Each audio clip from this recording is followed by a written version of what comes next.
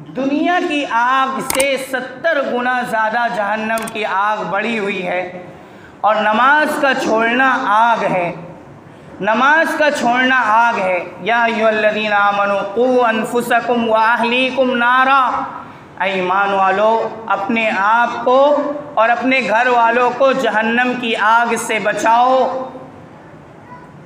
नमाज की अज़मत और अहमियत पैदा करके, नमाज पे खड़ा करके अपने घर वालों को जहन्नम की आग से बचाओ।